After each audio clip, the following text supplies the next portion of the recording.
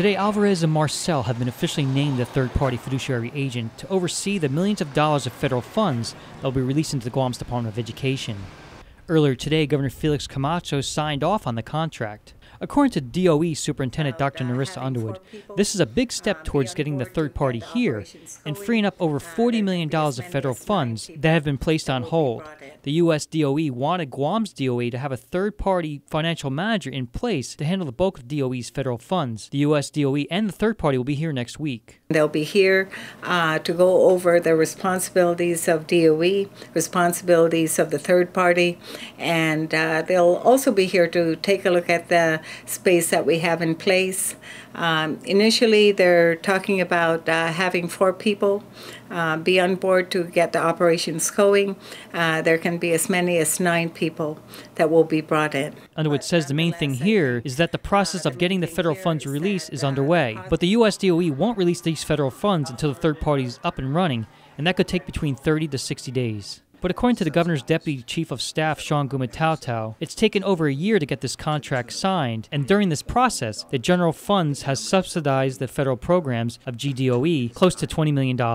We've been subsidizing that as they haven't been coming in. That's federal employees, federal programs, and as this has gone on, it's made it harder for us to deliver services in other key areas of our government because this is something that was avoidable. They could have been doing their part to ensuring the federal funds are being properly spent, but because of that, we have what we have. According to Gumatao, these federal funds will be used to improve the infrastructure of schools around the island and educational programs for the children. For the first 2 years, the third party will be funded by the ERA programs, but years 3 and beyond will be up to the policymakers to budget the expenses and to find funds for the third party.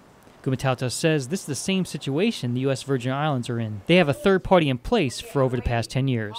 This problem doesn't go away overnight. The funding doesn't help alleviate the problems today or even in a couple months from now. This is going to be a process that will take years to fix, and hopefully it'll be such that the federal funds can be properly spent where it really should be spent most, and that's on our kids. Gumatao says from the third year and beyond, the third party could cost between $3 to $5 million a year. But he says this is the best road to take for our finances for GDOE to make sure that the federal funds are spent on what they are intended for. David Macaluso, PNC News.